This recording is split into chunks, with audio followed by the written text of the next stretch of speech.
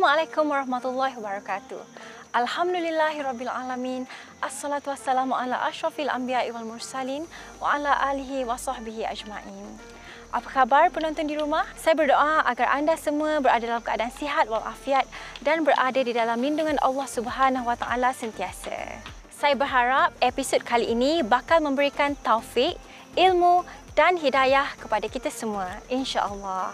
Dan untuk episod kali ini, saya berada di negeri Terengganu Darul Iman dan di belakang saya merupakan salah satu mercu tanda bagi negeri Terengganu, iaitu Masjid Tengku Tengah Zahara atau lebih dikenali sebagai Masjid Terapung Kuala Ibai. Dan seperti biasa, saya akan melakukan aktiviti kemasyarakatan dan kebajikan bersama dengan dua orang geng usrah saya bagi menyantuni golongan yang memerlukan.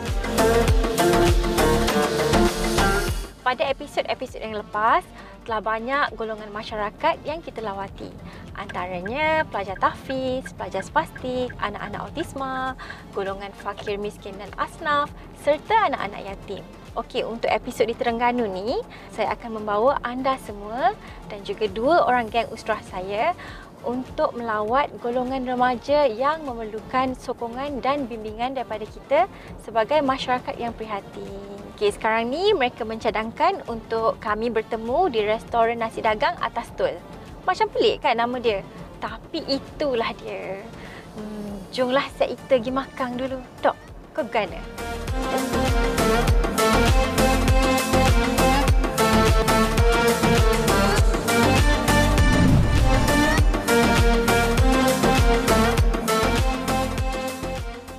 Ni ke kedai nasi dagang yang paling popular kat Terengganu ni? Yelah Lin, sebenarnya ada banyak kedai nasi dagang kat Kota Terengganu ni. Tapi kedai ni kira paling popular lah Sim kalau untuk breakfast. Oh, patutlah ramai sangat orang kan? Lin, makan dok nasi dagang. Oi, kenapa dok makannya? Nasi dagang tu salah satu Lin punya favourite lah. Tapi berat-berat juga orang kat sini makan untuk breakfast. Sebab tadi Lin tengok macam ada nasi minyak, nasi dagang, nasi kunyit, nasi pulut. Tapi tak apa, sebab hari ni memang kita kena makan berat pun. Sebab banyak aktiviti yang bakal kita lakukan kejap lagi. Oh, ya ke? Baiklah kita tengok nak makan apa ni.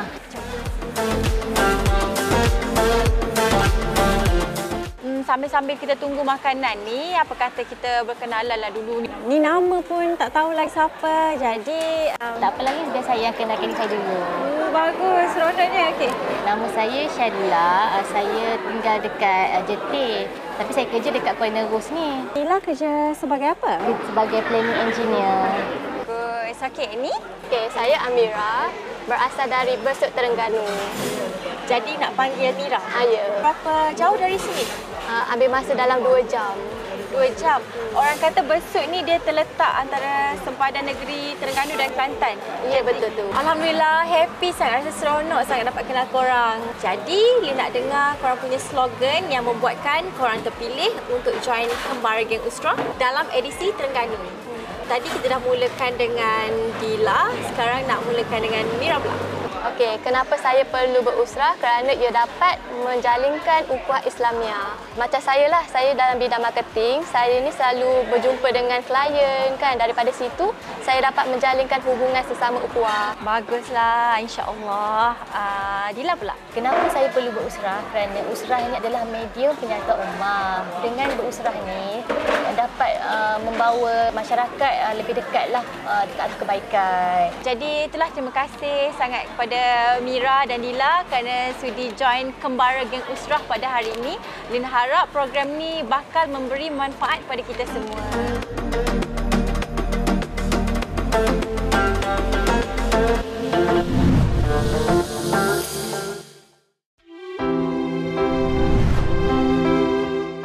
Okey, sekarang ni sambil-sambil kita on the way, boleh tak kalau kita borak-borak sikit nak? Boleh. Boleh. Lin nak tanya apa pandangan korang tentang masalah sosial dalam kalangan remaja kita ni sekarang ni? Bagi pendapat Dila, remaja yang bermasalah ni, dia bukannya nak pun terlibat dengan benda-benda tak baik gitu. Dia terlibat dengan benda gitu. Kalau kita fikir logik pun, mana ada orang nak jadi jahat. Semua nak jadi baik. Tapi itulah masalah remaja ni, dia bermula daripada keluarga, daripada mak ayah. Jadinya kalau kat rumah tu mak ayah dia bala, mak ayah dia dah ambil kisah pasal dia jadi masalah ke diri dia lah. Jadinya mak ayah ni main peranan penting, role model untuk anak-anak. Kalau boleh, Mira nak tambah sikit lah. Setuju sangat dengan pandangan Dila. Bila dalam sebuah keluarga pun dah porak-poranda, remaja ni dia cari cara untuk melepaskan tension diorang. So kat situlah yang bahagianya bila diorang ni dah mula bergaul dengan kawan-kawan yang negatif. So kita tak bolehlah nak judge orang tu baik ke jahat sebab kita pun tak tahu penamat kita macam mana kan. Ya, betul lah tu. Kita tak bolehlah nak labelkan diorang tu jahat sentiasa. Kita tak tahu diorang punya penamat tu macam mana. Mungkin satu hari nanti diorang dapat dayah daripada Allah SWT. Bagus sangat pandangan korang tu. Sememangnya, institusi kekeluargaan ni memainkan peranan yang sangat penting dalam pembentukan akhlak seseorang remaja tu. Bertepatanlah dengan satu hadis ni daripada Abdullah bin Amru bin Al-As radhiyallahu anhu, di mana baginda sallallahu alaihi wasallam bersabda, sesungguhnya di antara orang-orang yang terpilih di antara kamu adalah orang yang paling mulia akhlaknya. Riwayat hadis Al-Bukhari dan Muslim. Dan kita juga hendaklah sentiasa memperbaiki diri kita untuk menjadi umat Islam yang lebih baik, supaya kita ni tergolong dalam hamba Allah yang terpilih untuk masuk ke syurga Allah Subhanahu Wa Taala. Wallahu a'lam. Jadi, Lin, kita nak ke mana ni? Okey, sebenarnya sekarang ni Lin nak bawa korang berdua ke Sekolah Tunas Bakti Marang. Kat situ nanti kita akan jumpa pelatih perempuan kat sana. Jadi nanti kita bolehlah sama-sama buat aktiviti dengan diorang, bermesra dengan diorang, tanya khabar diorang semua. Jadi sebelum kita sampai ke sana, sebelum kita sampai ke Sekolah Tunas Bakti Marang ni, Lin nak kita sama-sama mempunyai kesefahaman untuk pergi sana untuk menyantuni para pelatih perempuan di sana. Boleh tak? Boleh, Lin. Boleh Lin, insya-Allah. Alhamdulillah.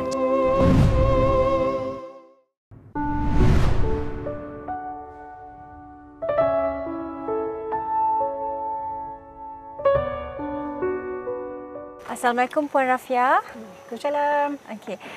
Saya Syazlina dan ni kawan saya Amira. Dila. Ya. Okey.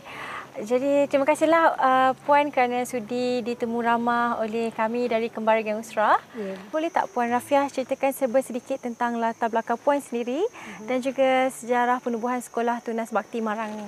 Saya Puan Rafia binti Sulaiman, pengetua di Sekolah Tunas Bakti Perempuan Marang. Saya dikenali juga di kalangan anak-anak kita sebagai Umi. Sebab Umi itu adalah panggilan mesra lah. Lagipun mudah untuk dia orang untuk membahasakan diri kan. Sekolah ni STB, Sekolah Tunas Bakti Perempuan Marang, ditubuhkan pada 2002. Seramai 10 orang kaki tangan kita asalnya dan juga 84 orang penghuni daripada Sekolah Tunas Bakti Jerantut datang ke sini. Jadi sekarang ni hampir 16 tahun STB beroperasi. Saya jadi pengetua di sini selama 2 tahun. Nak tahulah sebagai pengetua sepanjang 2 tahun Umi di sini, apakah cabaran yang Umi hadapilah? Setakat ini sepanjang Umi bertugas di sini 2 tahun, yang paling ketika sekali ketika penghuni kita nak bersalin. Ketika itu Umi ada dekat rumah tapi dia perlukan tanda tangan pengetua sebagai mewakili penjagaan ibu bapa lah. Jadi dalam masa yang sama pukul 3 pagi Umi terpaksa bekerja ke hospital kerana untuk dapatkan tanda tangan sebagai penjaga lah. Okey Umi, apa kes-kes yang melibatkan diorang masuk dekat sini? Kebanyakannya kes jenayah.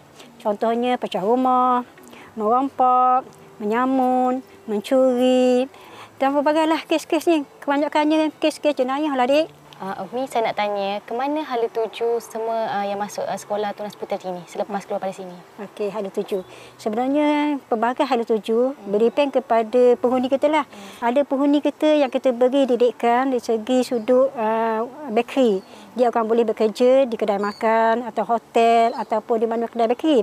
Kalau bagi yang ada kemahiran jahitan, dia boleh bekerja dalam bidang jahitan dan juga dia boleh bisnes. Dia boleh ke kedai sendiri. Okey, selain pada itu juga, Lin dan juga kawan-kawan, kita ada kelas akademik. Kita ada Form 2, Form 3, Form 4, Form 5. Itu akademik.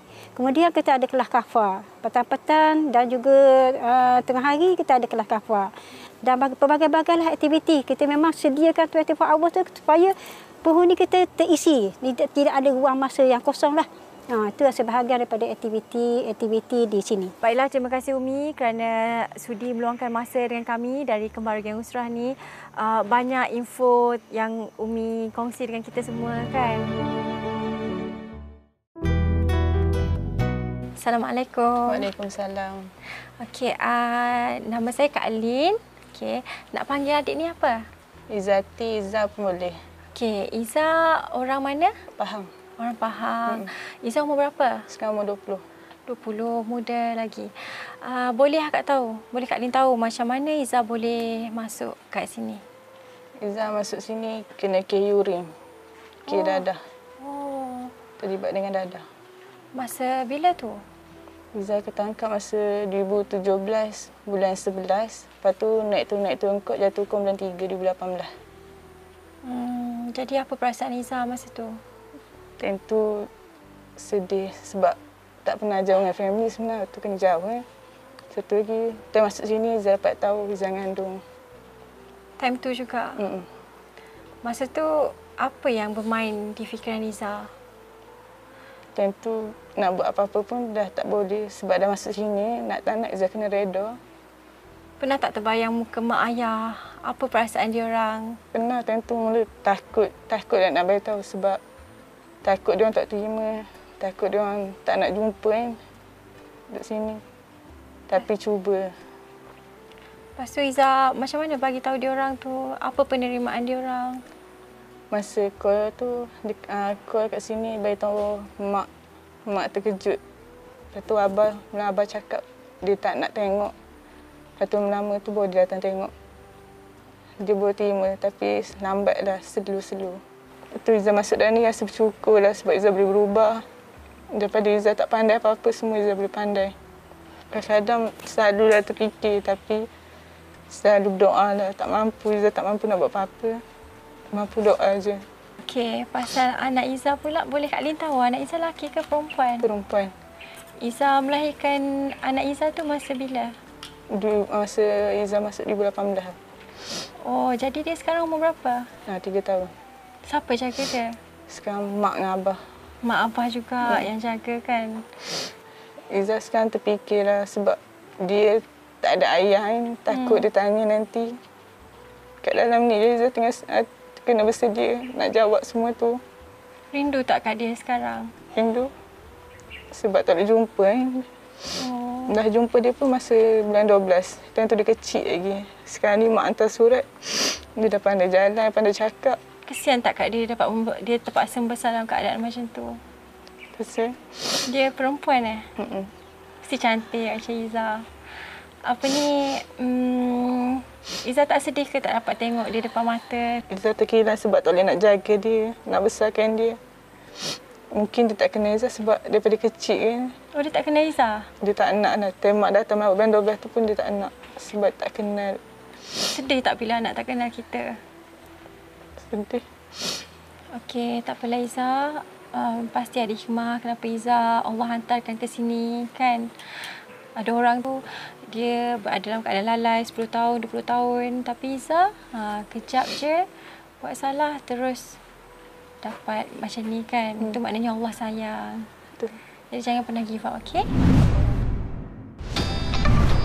Selesai lawatan kami di Sekolah Tunas Bakti ini, saya dan geng usrah saya telah diberikan peluang untuk mengadakan aktiviti team building bersama para pelatih di sini. Untuk segmen takaful ini, kami dibahagikan kepada 3 kumpulan untuk bekerjasama dalam menghasilkan struktur bangunan daripada straw atau penyedut minuman. Tujuan utama aktiviti ini adalah untuk memupuk semangat setiakawan dan berpasukan serta dalam masa yang sama memupuk kerohanian mereka melalui simbolik dari struktur binaan tersebut. Aktiviti ini membuktikan bahawa jika kita mempunyai tapak atau asas yang kukuh, kita tidak akan mudah goyah apabila ditiup angin atau rintangan yang bakal dihadapi.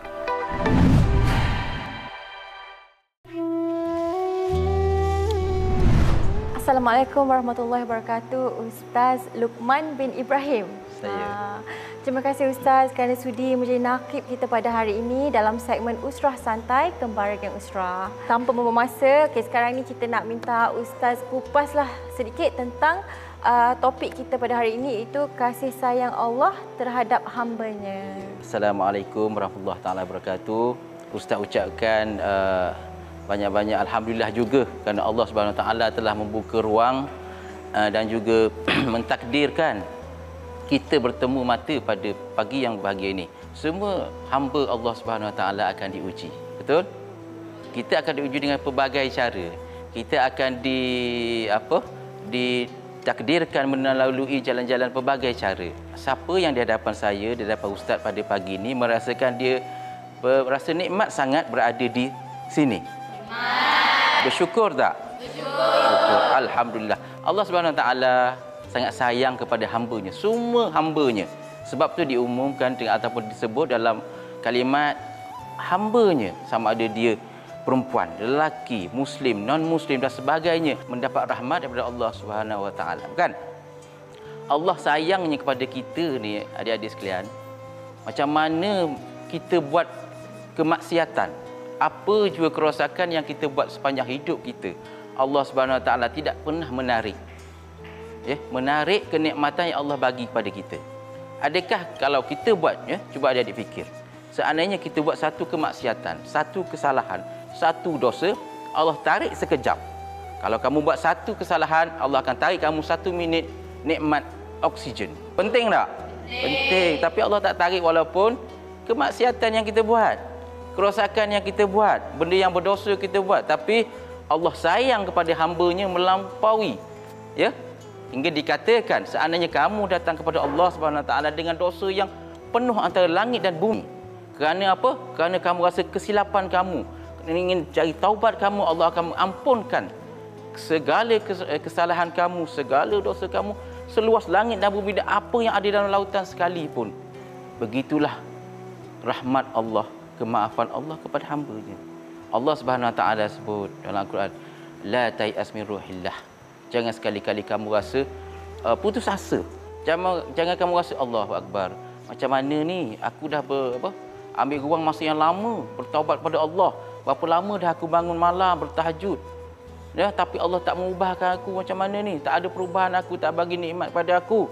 Jangan sekali-kali kita rasa putus asa dengan rahmat Allah, daripada kasih sayang Allah. Sebab putus asa dengan rahmat daripada Allah Subhanahu Wa Taala, ada orang yang mengambil jalan singkat. Bunuh diri, terjun daripada bangunan.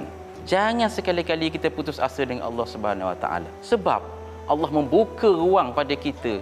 Selama mana lagi nyawa kita berada dalam diri kita, selama mana nyawa kita tidak sampai kepada halkum, ruang taubat pada kita sentiasa terbuka. Jadi kita lupa bahawa yang datang semua itu, nikmat itu Allah yang kurniakan. Bila Allah yang kurniakan, Allah yang sampaikan kepada kita, kita sebagai hamba, sebagai orang yang diciptakan Allah SWT, datangkanlah, hadirkanlah rasa kesyukuran kita tu dengan kasih sayang Allah akan ada kepada anda. Kasih sayang Allah tidak putus akan hadir kepada kita. InsyaAllah di situlah adik-adik akan mencari diri sendiri, berjumpa dengan diri sendiri dan berjumpa dengan Khalik kita. Berbisiklah pada bumi, akan didengar sampai ke langit Allah Subhanahu Wa Taala. Saya yakin adik-adik akan menjadi insan yang baik, insan yang cemerlang, membawa adik-adik menjadi seorang yang mukmin, muslim yang baik, supaya inilah akan mempengaruhi masyarakat kita supaya menjadi masyarakat yang baik. Wallahu alam. Okey, terima kasih Ustaz. Sekarang ni akak nak buka ruang untuk soalan kepada adik-adik kita. Ada siapa-siapa nak tanya pada Ustaz? Saya. Assalamualaikum Ustaz, nama saya Wani. Saya nak tanya Ustaz, bagaimana keadaan kami yang penuh dengan dosa? Masihkah kami dalam kasih sayang Allah? Mohon Ustaz bagi penerangan. Terima kasih kepada Wani yang bertanya soalan yang sangat bagus tu. Baik, semua insan ada kesilapan. Semua manusia ada melakukan kesalahan. Ya, semua manusia, tidak terkecuali. Hatta saya dan semua yang ada di sini pun ada melakukan kesilapan. Tetapi Allah suka kepada innallaha yuhibbut tawwabin. Allah suka kepada hamba-hambanya yang bertaubat kepada Allah Subhanahu Wa Taala. Tak kiralah macam saya sebut awalan tadi, datang penuh dengan dosa antara langit dan bumi, tapi kemaafan, maghfirah Allah itu melebihi daripada apa yang ada di langit dan bumi. Bertaubatlah. Ya, selagi mana kita tidak putus asa dengan rahmat Allah, taubat sentiasa terbuka. Jadi sekali itu saja, Allah alam. Jadi terima kasih kepada semua kerana sudi bersama kami pada hari ini dalam rancangan Kembara Geng Usra. Assalamualaikum. Okey, jadi sebelum mulakan pengembaraan ke negeri lain, saya nak berterima kasihlah kepada Umi, para cikgu-cikgu di sini kerana sudi menerima kunjungan kami dari Kembara Geng Usra. Dan juga Umi, dua orang ni adalah Geng Usra yang baru saya kenal di Terengganu ni. Okey, bagus. Saya pun nak berterima kasih kepada diorang kerana sudi sama-sama dengan saya melakukan aktiviti amal dan kebajikan di sini. Alhamdulillah. Terima kasih Lin dan juga kru datang di sini kerana memilih Sekolah Sunnah Bakti sebagai lokasi untuk Kembara Geng Usra. Okay, terima kasih. Kami amat gembira kerana memilih lokasi di sini untuk program ini. Jadi kalau ada masa, datang-datanglah melawat kami di sini. Kami menunggu kedatangan anda. Okey, baiklah. Terima kasih Dila, terima kasih Mira, terima kasih juga kepada Umi. Kepada para penonton di rumah, semoga anda semua beroleh ilmu dan manfaat daripada episod kali ini. Teruskan bersama Kembara Geng Usra untuk mengembara bersama saya sambil berusrah pada episod-episod akan datang. Terima kasih. Assalamualaikum warahmatullahi wabarakatuh.